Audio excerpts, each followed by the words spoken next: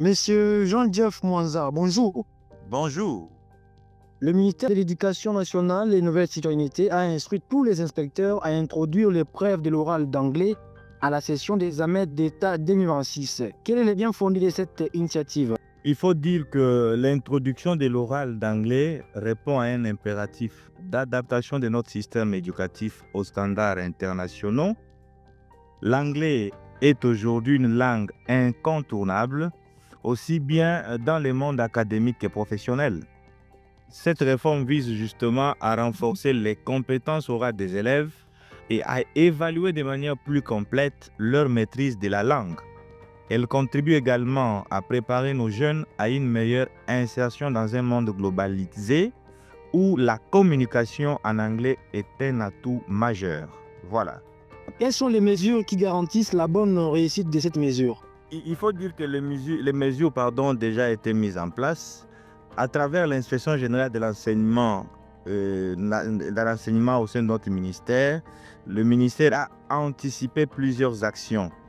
D'abord, il y a eu formation des inspecteurs et enseignants sur les méthodes d'évaluation orale, élaboration des grilles d'évaluation standardisées, organisation des simulations et d'exercices d'entraînement dans les écoles et surtout la sensibilisation des chefs d'établissement à mieux intégrer l'impression mais aussi l'expression orale dans les cours réguliers.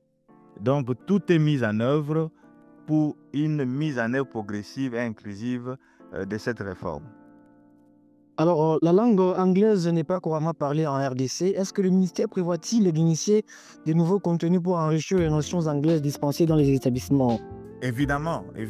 Il y a la direction de programmes scolaires qui a cette mission justement de mettre à la disposition les manuels. Donc, de la même manière qu'on le fait pour les langues nationales et le français, et maintenant que l'anglais aussi devient une langue, je dirais, incontournable, ça sera la même chose.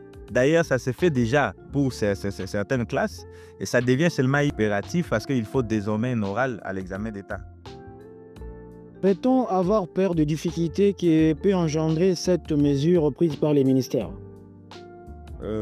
Craindre les difficultés, waouh! Il faut dire que toutes les réformes peuvent toujours rencontrer des résistances ou des défis techniques. Ça, il faut s'y attendre. Mais ces défis sont normaux et surmontables. Le plus important, c'est la volonté politique et l'accompagnement pédagogique. L'État, en tant que garant de l'éducation nationale, est engagé justement à soutenir tous les acteurs dans cette transition.